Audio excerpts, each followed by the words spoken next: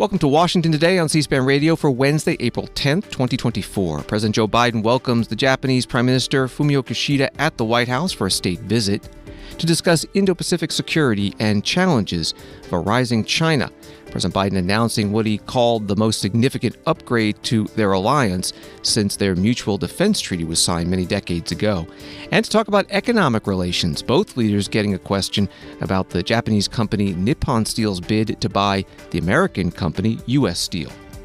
The U.S. House has a bill to reauthorize the Foreign Intelligence Surveillance Act Section 702 warrantless surveillance authority for non-U.S. citizens overseas, and it fails after more than a dozen Republicans vote no on a procedural resolution. It's the latest setback for House Speaker Mike Johnson.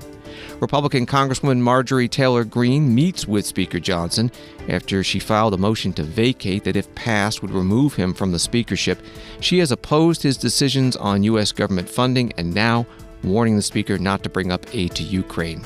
The Homeland Security Secretary Alejandro Mayorkas testifies at two congressional hearings today about his department's fiscal year 2025 budget request.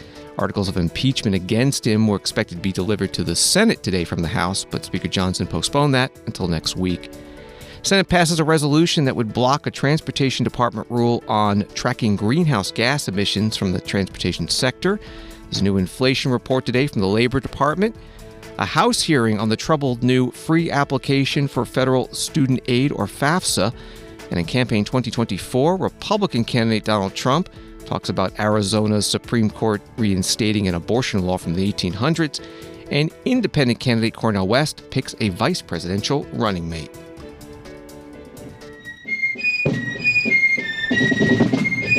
The Fife and Drum Corps in red coats on the White House South Lawn, part of the welcome ceremony for the Japanese Prime Minister Fumio Kishida.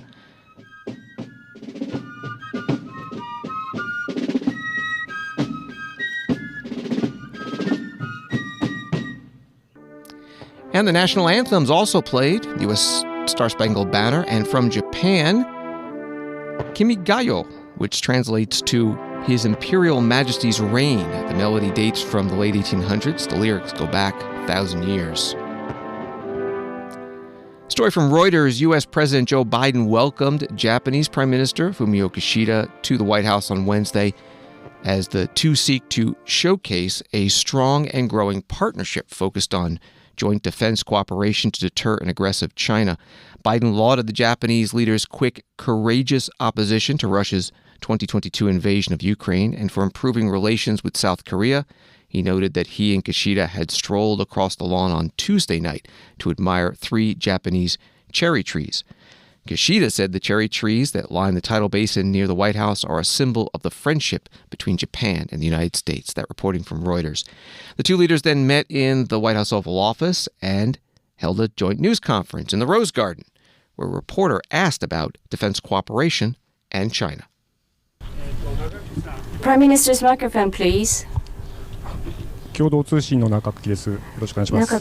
岸田総理、バイデン大統領、お二方。My question is to both Prime Minister Kishida and President Biden. 中国の力や威圧による At the summit, you confirmed your strong objections against unilateral attempts to change status quo by force or coercion by China and agreed on reinforcing response capabilities. Under current circumstances, should Japan and the United States bolster defense capabilities, China may become more preoccupied in military expansion and intensify its coercive behavior. That is the risk of dilemma. In order to avoid divide and avoid the divide, how should Japan and U.S. respond? Let me then take that question first. At this summit, we confirmed that the United States and Japan will resolutely defend and bolster a free and open international order based on the rule of law, and that Japan and the United States as global partners shall work together for that purpose. On challenges concerning China, including the point you raised on objecting to unilateral attempts to change status quo by force or coercion, we concurred that Japan and the United States as global partners shall work in close coordination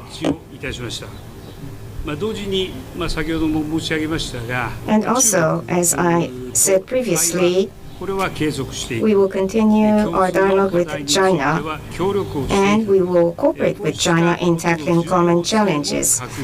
And the President and I confirmed the importance of such dialogue as well. Based on the solid trust with our ally, the United States, we will continue to call on China to fulfill its responsibilities as a major power. Japan's policy, which I have consistently embraced, is to comprehensively promote the mutual strategic relationship we have with China and establish a constructive and stable Japan-China relationship through efforts by both sides. That has been my consistent position that I have upheld. We will continue to seek close communication with China at all levels. That's it for me. First of all, we keep improving our lines of communications with one another. That's the United States and China. I've recently spoken at length with President Xi, and we've agreed that we would, number one, have personal contact with one another whenever we wanted to discuss anything, so there'd be nothing slips, as they say, between the cup and the lip. So we know exactly what the other team is thinking, number one. And so we had a long discussion almost 2 weeks ago now. And the best way to reduce the chances of miscalculation and misunderstanding. That's number one. Number two, in our alliance we have with Japan is a purely defensive in nature. It's a defensive alliance. And the things we discussed today improve our cooperation and are purely about defense and readiness. It's not aimed at any one nation or a threat to the region, and it doesn't have anything to do with conflict. And so this is about restoring stability in the region, and I think we have a chance of doing that. President Joe Biden and the Japanese Prime Minister Fumio Kishida at a joint news conference in the White House Rose Garden. The two also talked about the planned $14 billion acquisition of U.S. Steel, a company based in Pittsburgh, by Nippon Steel, a company based in Japan. A Washington Times article puts it this way. President Biden said Wednesday he stands by his commitment to American workers, and Prime Minister Fumio Kishida downplayed the idea that one business transaction can strain their economic alliance. You've said that the Nippon Steel acquisition of U.S. Steel is a private matter, but I'm wondering, did you discuss the matter today with President Biden, and do you believe that politics are influencing President Biden's decision to oppose the deal? And I wouldn't mind, Mr. President, if you answer that one too. Hi. On the issue that you have raised, we understand that discussions are underway between the parties. We hope these discussions will unfold in directions that would be positive for both sides. Japan believes that appropriate procedures based on law is being implemented by the U.S. government. Japan is the largest investor to the United States. Japanese businesses employ close to 1 million workers in the United States, and investment from Japan to the U.S. can only increase upwards in the months and years to come, and we wish to cement this win-win relationship. Thank you. I stand by my commitment to American workers. I give a man of my word, I'm going to keep it. And with regard to that, I stand by our commitment to our alliance. This is exactly what we're doing, a strong alliance as well. President Joe Biden and the Japanese Prime Minister at a joint news conference in the White House Rose Garden. There'll be a state dinner for the Prime Minister and his wife tonight, and the Prime Minister giving a speech to a joint meeting of Congress on Thursday. Story from Fox News. A small group of House GOP privacy hawks have blocked the House representatives from advancing a Speaker Mike Johnson-backed bill to renew a controversial federal government surveillance tool known as Section 702 of the Foreign Intelligence Surveillance Act, or FISA.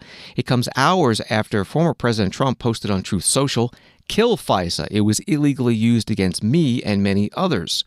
The Reforming Intelligence and Securing America Act, a compromise bill between the House Judiciary Committee and the House Permanent Select Committee on Intelligence, is aimed at curbing instances of abuse reported against Trump and others by instituting safeguards on who can access Section 702 collected data, particularly if it involves a U.S. citizen. It would also make it a crime to use backdoor loopholes to improperly access America's data. But conservative critics of Section 702 have argued the bill does not go far enough to safeguard Americans' data. That was from Fox News. The procedural vote to advance the bill failed on the House floor, 193 to 228. 19 Republicans voted no. Ahead of that vote, Speaker Mike Johnson at a news conference was asked about Donald Trump's opposition. What's your reaction to former President Trump's comments saying instead of reauthorizing FISA to kill FISA? Well, I look forward to talking with him about it. I mean, here's the thing about FISA. He's not wrong, of course. They abused FISA. The whole Carter Page investigation, that whole fiasco was built on a false premise, as we know, the fake Russian dossier and all the other things. But these reforms would actually kill the abuses that allowed President Trump's campaign to be spied on. And they're massive new, for example, criminal and civil penalties for using opposition research or for leaking FISA applications or illegal spying. If an FBI agent or an attorney is involved in something like that, under these reforms and this reform package, they could get 10 years of jail time. 10 years of jail time if they commit those abuses again. I mean, that's real teeth. And there's a number of other reforms and measures in there. President Trump used the intel from this program to kill terrorists. And we have to kill the abuses so that we can do both of those things and continue. And that's what this bill does. House Speaker Mike Johnson, Republican from Louisiana, at a news conference. FISA Section 702 is now set to expire on April 19th if Congress does not reauthorize it. One of the House Republicans who voted no on the procedural resolution to bring it up was Matt Gaetz of Florida, who told reporters this morning why. Where are you on FISA? Yeah, I'm opposed. I hold President Trump's view. During the period of time when the Inspector General reviewed the Department of Justice's conduct and adherence to our existing FISA laws, the DOJ broke the law 287,000 times. They broke the law 38 times an hour. I don't think that they should have an extension of the authorities that have been so gravely abused. I think we have to reassert some of the Fourth Amendment protections, principally the requirement to have a warrant. I also share the view of John Oliver and many other liberal commentators that you should not have the Fourth Amendment for sale. Our government should not be able to buy things from data brokers to do an end run around the Fourth Amendment that they would have to utilize a warrant to access otherwise. That's what I'm negotiating. Do you agree with President Trump on killing FISA? Congressman Matt Gaetz, Republican from Florida, speaking to reporters outside the House Republican Conference closed meeting this morning. Today's procedural vote that for now has killed the Section 702 reauthorization in the House saw all 209 Democrats who voted vote no. Again, the procedural vote. Congressman Pete Aguilar of California, Democratic caucus chair, said at a news conference that although many Democrats support reauthorizing FISA Section 702, the resolution setting up the debate on that bill was a combined rule. It had rules for debate for three other bills, including one denouncing the Biden administration's immigration policies. I want to ask about the FISA bill that's coming up. The rule today looks like it could fail with Republicans voting against it. What does this say about the way the House is being run right now? And is there a world in which Democrats would help on any of these rules, on bills that, in theory, members of the party could support?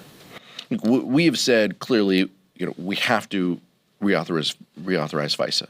Unfortunately, the Speaker has chosen to couple this rule vote with a bunch of other things, and has chosen. He's made that choice. So whatever the vote count is, or whatever happens to that, it's because the Speaker has chosen not to advance this issue in a single standalone process. If he chooses to go a different route, then we'll reassess. But right now, the rule vote is very clear. It has partisan, resolutions attached to it, and so I would not anticipate any Democrats supporting it. we understand the importance of reauthorizing FISA and protecting our national security. We want that. Unfortunately, the Speaker has chosen to play politics and to try to boost his vote count on his side by adding these other measures. Congressman Pete Aguilar, Democrat from California, the caucus chair at a news conference today. This was before the resolution that would have set up debate on the FISA Section 702 reauthorization and the other bills in the package failed on the House floor. John Bresnahan, the co-founder of Punchbowl News, posting, just to put this in perspective, 7 failed House rule votes is the most since 1973-74, the 93rd Congress, per Congress.gov. That's 7 votes in the current Republican-controlled Congress. Story from Axios. Congresswoman Marjorie Taylor Greene said Wednesday that Speaker Mike Johnson's talk of starting a kitchen cabinet group of advisors did little to sway her from potentially forcing a motion to vacate vote to oust him. The Georgia Republican told reporters she warned Johnson that she is watching what happens on Ukraine funding and the reauthorization of FISA, a key spying law. Greene and Johnson texted following her introduction of the motion to vacate just ahead of the Easter recess, but the passionate, in quotes, 70-minute meeting on Wednesday was the first one-on-one discussion between the two since she filed the resolution. That was reporting by Axios. At this morning's news conference, before the meeting with Congresswoman Greene, Speaker Johnson was asked about Ukraine funding and the motion to vacate that could remove him. Your meeting later this morning with Marjorie Taylor Greene. What is your message to her? And previously, she had said that she would move to vacate the chair if you put a Ukraine aid bill on the floor. We haven't seen hide nor hair of that bill yet. Is that part of this conversation? Well, on the supplemental, the House members are continuing to actively discuss our options on a path forward. There are a lot of different ideas on that, as you know. It's a very complicated matter at a very complicated time. And the clock is ticking on it, and everyone here feels the urgency of that. But what's required is that you reach consensus on it, and that's what we're working on. With regard to Marjorie Taylor Greene, she's a colleague. I've always considered her a friend. Marjorie and I don't disagree, I don't think, on any matter of philosophy. We're both conservatives, you know, but we do disagree sometimes on strategy and with regard to what we put on the floor and when and those things. Marjorie is frustrated by the last appropriations package, the spending bills, and you know what? So am I. I mean, here's the reality that we have to remind everybody, and you all know in the room because you're here every day, but some people back home don't realize. We have the smallest majority in U.S. history. We've got a 1-vote margin right now. This is an historic moment. There's never been anything like this. And at the same time, we, Republicans, only have that majority in one House. We don't have it in the Senate, obviously, where Chuck Schumer and the Democrats are in charge. And we obviously don't have the White House right now. That's a Democrat there, too. So we are not going to get, because of that reality, we are not going to be able to do big transformational changes that we'd like, that we know are necessary. And, for example, the budgeting and spending, we're not going to get all of our priorities. We will never get 100% of what we want and believe is necessary for the country, because that's the reality. It's a matter of math in the Congress. The numbers, the votes that are available. And so it doesn't serve our interest, I didn't think, to not fund the government and shut it down at this critical time, because imagine a scenario where Border Patrol agents aren't being paid, TSA agents aren't being paid, flights start getting canceled, we're not paying the troops, you know, all the things that the government does would come to a grinding halt. That would put a lot of pressure on the American people, the American economy at a very desperate time. We can't have large sections of the border being totally unpatrolled. Some of them are right now. We can't not pay Border Patrol agents. So that just wasn't an option. And I don't think that would be helpful to us from a political standpoint for the Republican Party to continue to govern, to maintain, keep, and then grow our majority in November. I thought that would have been a great hindrance to it, and so that wouldn't be helpful, and nor does the motion to vacate help us in that regard either. It would be chaos in the House. So Marjorie and I are going to visit later today and look forward to the conversation, and I'm not going to discuss it anymore. I'm going to discuss it with you all. I'll discuss it with her. Speaker Mike Johnson at a news conference this morning. Several news outlets reporting that the Speaker will be holding a joint news conference with Donald Trump, former president and Republican presidential candidate this year, in Mar-a-Lago, Florida, his home, on the subject of election integrity on Friday. Also this morning, Congresswoman Marjorie Taylor Greene, again before her meeting with Speaker Johnson, spoke to reporters. Congresswoman, where do things stand on the motion to vacate? I went over this yesterday. I sent a letter out to my colleagues yesterday morning. The current discussions in our conference meeting this morning is about FISA. But it's pretty clear and obvious and being whispered among the conference. Mike Johnson does not have the support of the conference. The letter that I sent has been well received, and it was basically speaking the quiet part out loud. Congresswoman Green went on to talk with reporters about FISA Section 702, but then it was back to her motion to vacate. What would it mean for Speaker Johnson if Democrats were to step in and save him if you offered your motion? Well, I think it would prove me absolutely right that he's the Democrat Speaker of the House, not the Republicans elected Speaker. Have you discussed with colleagues when you'll bring the motion to vacate? No, I haven't. And I understand your question. I've been asked many times by the press here what a red line is, what a trigger is, what a date. I don't have that for you. I respect my conference. I respect all the members here. I support the majority. And I think this is such an important process that it's something we have to work on together. There's been a lot of talk about Ukraine aid in regards to the motion to vacate, but FISA is obviously also a big battle up here. Just how he handles and follows through with the FISA debate, will that influence your thought process on motion to vacate? How he handles the FISA process and how he handles funding Ukraine is going to tell our entire conference how to handle the motion to vacate. Congresswoman, I know you haven't told folks when, but I'm wondering if you yourself have decided yet, or if you're still thinking about when you want to activate this. That's not something I want to publicly talk about at this time. Again, because I respect my conference and I support the majority. I paid all my dues to the NRCC, fought for the majority this time. I'm fighting for it next time. And so because of my respect for my conference, I won't be drawing red lines or saying triggers or putting out a date like that.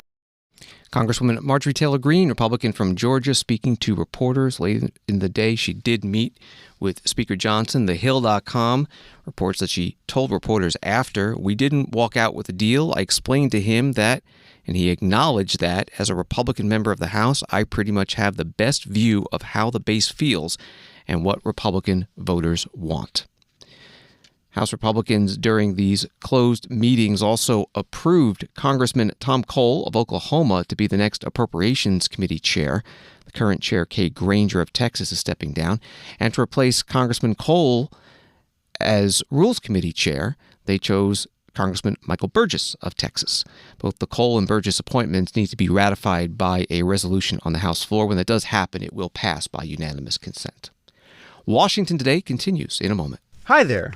I'm Jonathan from C-SPAN, along with my colleague, Ben. Since C-SPAN's founding 45 years ago, the media world has changed. Remember when there were just a few TV channels? Now we've got streaming, social media, apps, and more. Through all of this, C-SPAN has stayed true to its mission of giving you unfiltered access to government wherever you get your news. As we navigate this challenging media environment with fewer people subscribing to traditional cable packages, our funding has been impacted. That's why we're asking for your help to keep going strong for another 45 years. Please donate today at cspan.org/donate. Your contribution, large or small, helps ensure at least another 45 years of witnessing democracy in action. Keep C-SPAN thriving in today's ever-changing media landscape. Visit cspan.org/donate to make your gift today. Thank you. Welcome back to Washington Today, available as a podcast wherever you find your podcasts and on the C-SPAN Now mobile app, which is free. Republican senators are gearing up, writes Fox News, to prevent all legislative business in the Senate from going forward if they don't get a full trial into the articles of impeachment against Homeland Security Secretary Alejandro Mayorkas. 5 sources told Fox News Digital that roughly a dozen GOP senators have been planning for more than a week to obstruct legislative proceedings and regular business in the Senate if, at a minimum, points of order are not agreed to in the impeachment trial of Mayorkas. When House impeachment managers deliver the articles to the Senate Majority Leader Chuck Schumer, Democrat from New York. House Speaker Mike Johnson decided to wait until next week to deliver the articles to the Senate after facing pressure from GOP senators who did not want the impeachment trial to take place ahead of a weekend when most of the body would be preparing to fly back to their states. That was from Fox News. The articles charge Secretary Mayorkas with willfully and systematically refusing to enforce existing immigration laws and breaching the public trust by lying to Congress and saying the border was secure. Today, Secretary Mayorkas testified before the House and Senate Appropriations Committees about his department's budget request for the next fiscal year and got many questions about border security. Here is a bit from the House hearing with Congresswoman Ashley Hinson, Republican of Iowa. And the president's budget also states that strengthening border security and providing safe and lawful pathways for migration remain top priorities for the administration. I want to build on something one of my colleagues asked, Mr. Secretary. How many gotaways have there been since President Biden took office? Congresswoman, I will provide that data to you. I don't have the number. He said it, 1.7 million gotaways. So you and the Biden administration over the past few years have reversed the secure policies that were working. You stopped the border wall construction, expanded parole, allowed for millions of individuals, as we've heard, including known and suspected terrorists, cartel members, unforgivable levels of fentanyl and illicit drugs and substances into our country. These 1.7 million individuals came into our country in neither a safe nor lawful way. Yet again, you sit before this committee and ask for out-of-touch priorities again and refuse to take accountability for the total failure that you have allowed for at the southern border. So again, I want to build on something one of my colleagues said. Why would you raise, when we raise the detention bed capacity for ICE to 41,500, would you request bringing that number down to 34,000? Congresswoman, my answer is twofold. Number one, of course, the 2024 budget and the 41,500 beds allocated to us post-dated our submission of the fiscal year 2025 budget, where we remained at 34,000 beds. We will, of course, work with this committee and the Senate Appropriations Committee to ensure that the 41,500 bed capacity is sustained in the year ahead. And this is about deterrence. This is about border deterrence, and what we want to see happen is a proper accountability and oversight of that deterrence. $4.7 billion you've got for the Southwest Border Contingency Fund, which we know is a slush fund that you have access to because you came before the committee last year asking for that same out-of-touch priority. So I think you've really disrespected hardworking taxpayers, again, through these processes, attempting to get this slush fund in place to circumvent congressional direction. I think that's appalling. That's what I hear from Iowans. The purpose of the slush fund is stated to be around the uncertainty surrounding border conditions in any given year for surge-related functions. But you've systematically wasted taxpayer dollars already. You've opened the door for these surge-related activities, waving the green light for all these migrants to come, cartels, the human drug traffickers. There is no excuse to call for billions of dollars of additional slush fund dollars when it is clear that your leadership and decision-making is so off the mark here. And I think it's very concerning and alarming for a secretary that is instilled to protect our homeland to compromise on this. In your testimony, you did state, I am eager to work with Congress to deliver for the American people and the men and women who protect our homeland. But you're pointing the finger at Congress to fix the very decisions that the administration has made that have led to this crisis, correct? No, that is incorrect. Why do you think that's incorrect? Actually pointing to Congress to fix what everyone agrees is a broken immigration system. Congresswoman, you mentioned the 41,500 detention beds that are funded in fiscal year 2024. That is less than the bipartisan Senate bill would have provided. The bipartisan Senate bill would have provided 50,000 The Senate bill also allows the president way too much authority in terms of circumventing all of the legal processes that we do have in place. Congresswoman Ashley Hinson, Republican from Iowa, questioning the Homeland Security Secretary Alejandro Mayorkas at today's Appropriations Subcommittee hearing. The Senate today voted on whether to reverse a Transportation Department rule dealing with greenhouse gas tracking. Senator Shelley Moore Capito, Republican of West Virginia, and Senator Kevin Cramer, Republican of North Dakota, put out a press release that reads, the Congressional Review Act joint resolution of disapproval to overturn the Biden administration's illegal emissions performance measure being imposed on state departments of transportation and metropolitan planning organizations. In 2023, the Federal Highway Administration issued a rule mandating that DOTs and MPOs set declining emissions targets, attempting to use authority that was specifically excluded from the Bipartisan Infrastructure Investment and Jobs Act that became law in 2021. Some debate on the Senate floor before the vote. Here is Senator Capito, ranking member on the Environment and Public Works Committee. The expected outcome of this requirement is that it will force state DOTs and MPOs to use their highway funding for ineffective emissions reduction projects rather than on projects that will improve the safety and efficiency of roads and bridges. This restriction on the ability of state DOTs to pick the projects that address their community's unique transportation needs is unacceptable. And it runs counter to our agreement for the Bipartisan Infrastructure Investment and Jobs Act. When we were negotiating that legislation in our committee, we specifically considered giving the Federal Highways Administration the authority to impose a greenhouse gas performance measure and associated targets. But we ultimately rejected that idea. We make the law. We rejected putting this into our established law for very good reasons. My colleagues and I have also warned FHWA multiple times that it really lacks the authority for this rule. Senator Shelley Moore Capito, Republican from West Virginia, ranking member on the Environment and Public Works Committee on the Senate floor today. Opposing this resolution that would block the rule, Senator Tom Carper, Democrat from Delaware, who chairs the committee. The Federal Highway Administration's greenhouse gas performance rule is so important and must be upheld by Congress. It's simply not possible to meet our climate goals without addressing emissions from the transportation sector. For my colleagues who might not be familiar with the Federal Highway Administration's performance measure, I'd like to take a couple of minutes to talk about what the rule actually does, as well as what it does not do. First, the rule provides a framework for states and metropolitan planning organizations to measure the amount of greenhouse gas emissions generated by vehicles on our nation's highways. This rule does so by using long-standing authorities on the National Highway Performance Program, which have existed in statutes since 2012. Under the National Highway Performance Program, the Federal Highway Administration can enact measures to assess the performance of our nation's highways, including for environmental sustainability.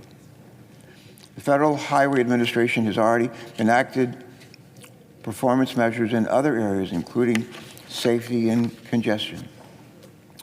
During negotiations on the bipartisan infrastructure law, some of us wanted to require the Federal Highway Administration to set a greenhouse gas performance measure. That's what we wanted to do. Well, we couldn't get bipartisan agreement to require a greenhouse gas performance measure.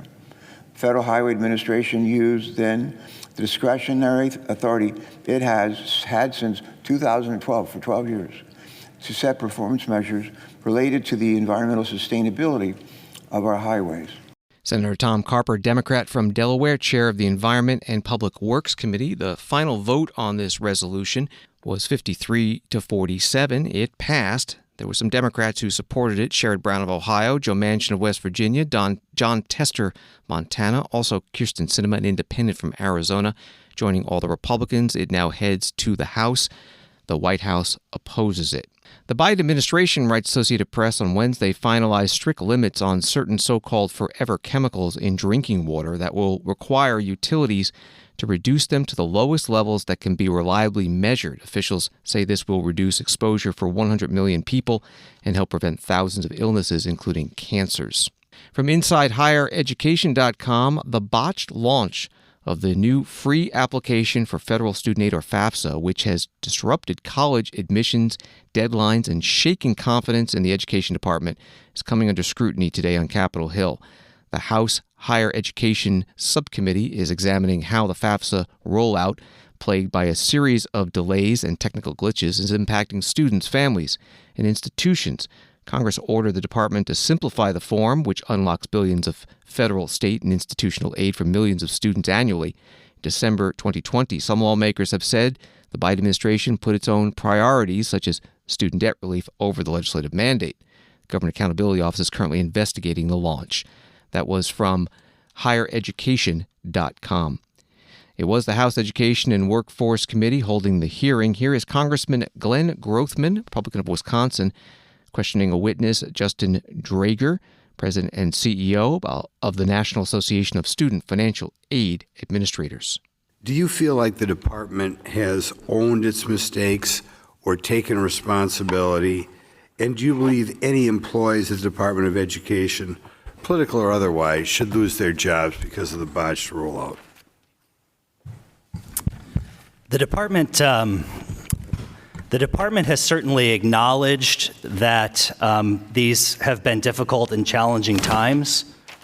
But I have yet to hear any sort of apologies from the Department of Education, and not even to schools, but to students and families.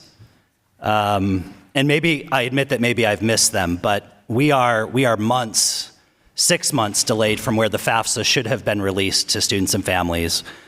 There are a lot of glitches and challenges, and there have been entire swaths of students who have not been able to complete it. So we have not seen that. I think this committee, bipartisanly, has the responsibility to explore whether there should be ramifications felt as it relates to those sorts of questions, Mr. Grothman. I would add 2 points to this. One is, if there was a financial aid director or even a college president that delayed financial aid on their campus for up to 6 months, the professional price that would be paid for that would be pretty steep. The second point I would raise is that federal student aid is one of only 3 performance-based organizations within the federal government. It operates very uniquely in the federal government. That means it's given certain flexibilities that don't exist elsewhere within federal agencies in terms of hiring, HR practices, and contracting. And with those flexibilities should come additional accountability that Congress should hold them to account for. And if it's okay with the committee, we could certainly submit some of NASFA's recommendations on PBO accountability and reform. Justin Drager, president of the National Association of Student Financial Aid Administrators, questioned by Congressman Glenn Grothman at today's House Education and the Workforce Committee hearing. Another witness, student loan expert Mark Kentrowitz, warned that some colleges are at risk of closing due to the Education Department's delayed rollout and issues with that federal student aid application. And this story from the Hill, Senator Elizabeth Warren, Democrat of Massachusetts, and the Senate Finance Committee Chair Ron Wyden, Democrat of Oregon, sent a letter to the CEO of General Dynamics asking about its role in the bungled launch. That was their words. The blame has largely been placed on the Department of Education, but the Democrats say General Dynamics also has a role in the problems, and accountability is needed. CNBC reports the Consumer Price Index accelerated at a faster than expected pace in March, pushing inflation higher and likely dashing hopes that the Federal Reserve will be able to cut interest rates anytime soon. The CPI, a broad measure of goods and services, costs across the country rose 0.4% for the month, putting the 12-month inflation rate at 3.5%, or 0.3 percentage points higher than in February. That was according to the Labor Department Bureau of Labor Statistics, as reported by CNBC.